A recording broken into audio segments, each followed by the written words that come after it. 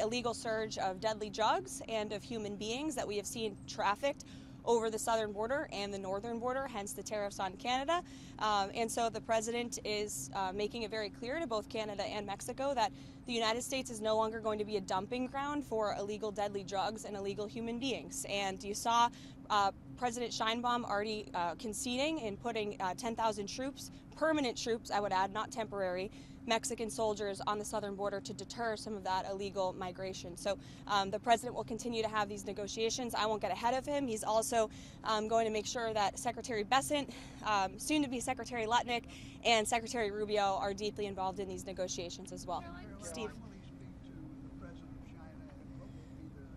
Sure. Well, he said in the Oval Office it'll happen in the next couple of days. I don't have a schedule yet, but I can check with NSC and let you guys know. And we'll obviously provide a readout of that call either via White House statement like we do or via Truth Social like we do sometimes as well. Caitlin. Confirm that Elon Musk is a special government employee. Yes. What kind of security clearance does he have? I can confirm he's a special government employee. I can also confirm that he has abided by all applicable federal laws. As for his security clearance, I'm not sure, but I can check back with you. Did he pass a background check, do you know? I don't know about the security clearance, but I can check. And do you know about anyone who's on his team that was at USAID this weekend or at Treasury Department, whether they also have security clearances? I don't know, but I can check on that for you.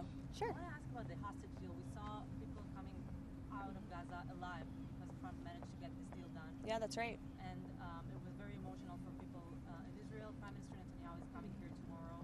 He might not want to go through with the second phase of the deal. What do you think President Trump would like to happen? Well, I'm not so sure that's true. The ceasefire was extended because of the work of President Trump and his presidential envoy Steve Witkoff, who has proven to be an incredibly effective negotiator. And the president and this entire administration are committed to having all of the hostages come home. And as you've seen, his team is working very, very hard to do that. We already saw one American hostage coming back home, and another That's one right. will be back home soon. Yes, we hope so. Karoline. Sure. Caroline, the president's a keen watcher of the financial markets. How much did Wall Street's fall this morning have an impact on his decision in regards to the Mexico tariff decision? It had no decision. What impacted the delay on the tariffs was the president of Mexico committing to putting 10,000 permanent soldiers on the U.S.-Mexican border.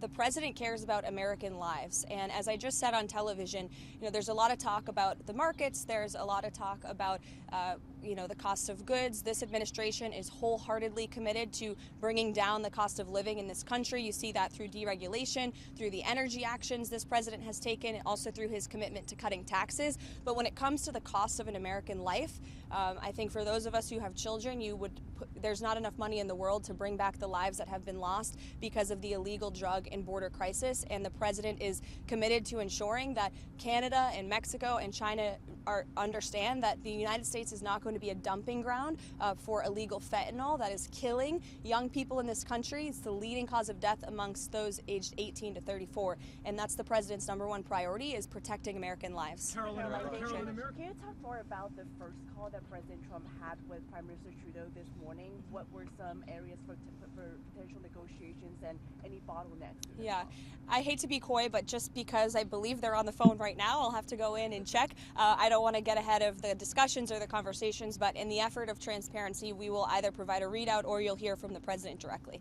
Karoline, what do you say to Americans who understand the president's negotiating strategy and understand the goals that he's trying to achieve with tariffs, but are worried they're going to get caught in the middle of this and feel the pain, potentially in the short term or even long term? Well, they won't get caught in the middle if they just comply with what the United States is asking for, which are very simple measures to work with us when it comes to border security, to cooperate with the repatriation of their nation's citizens. You saw President Trump effectively utilize tariffs when he was negotiating with Colombia last weekend as well. Ultimately, they conceded and agreed to the deportation flights that many of them have landed in the last week.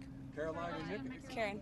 Do you know if Mr. Musk took the same oath that you and other senior advisors to the president took about adhering to the Constitution, following the law? Do you know if he took that oath? I don't know the answer to that question, but like I told Caitlin, I can get back to you guys on that. And do you know what expertise he has in the areas of global health or humanitarian aid to be able to assess what's happening at USAID? Well, first of all, Elon Musk is a once-in-a-generation business leader. He is an entrepreneur. He serves as a great ally and a friend to the president. And I think Elon Musk also has a little bit of common sense. And I think the American people really appreciate that when it comes to the federal government, because it seems like all common sense has been lost in this city. And that's what you see when you look at USAID. I know Secretary Rubio made some comments about how he will be acting as the director over that agency. And here's the reason why Elon Musk and others have been taking a look. Because if you look at the waste and abuse that has run through USAID over the past several years, these are some of the insane priorities that organization has been spending money on. $1.5 million to advance DEI in Serbia's workplaces, $70,000 for a production of a DEI musical in Ireland, $47,000 for a transgender opera in Colombia, $32,000 for a transgender comic book in Peru. I don't know about you, but as an American taxpayer, I don't want my dollars going towards this crap, and I know the American people don't either, and that's exactly what Elon Musk has been tasked by President Trump to do, to get the fraud, waste, and abuse out of our federal government. Thank you, guys.